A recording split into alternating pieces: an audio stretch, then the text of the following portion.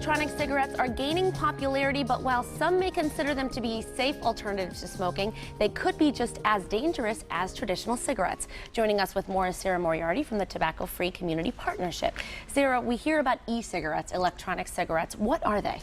E-cigarettes are a battery-operated device that look and feel exactly like a cigarette. They have a small container which holds nicotine or flavor things, other chemicals, things like that.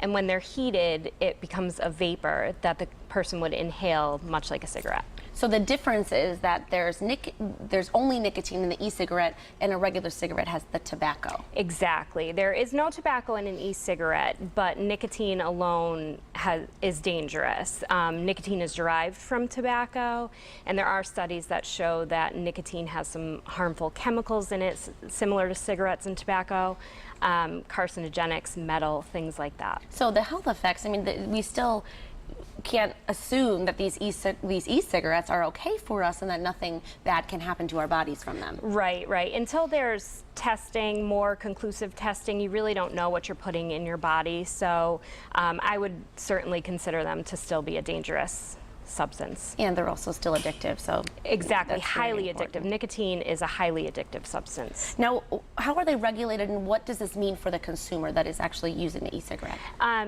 Currently, there are no federal regulations on e-cigarettes, and there are also no state regulations on e-cigarettes either. So what that means is that e-cigarettes can be sold to minors. E-cigarettes don't follow a lot of the same advertising restrictions, so they don't have to be placed behind a counter where cigarettes do. They could be on a counter.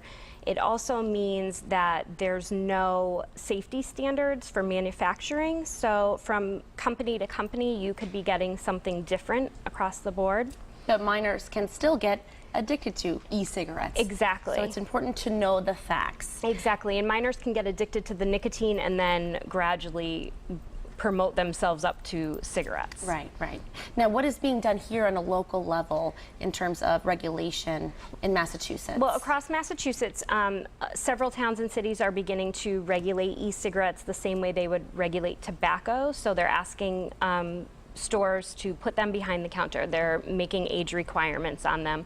So I think that that's something that's popping up, and hopefully we'll start seeing that a lot more on a local level. The message we can take from this is just because something has a sign or is over the counter or is right in front of your face doesn't mean that it's okay for you. Exactly. You should really look into it and make sure that you know the facts before you use something. And find out where it's coming from, how it's manufactured, what protocols are taking to keep you safe, and what's in it, because we don't know. Until the FDA tests these products, we simply don't know.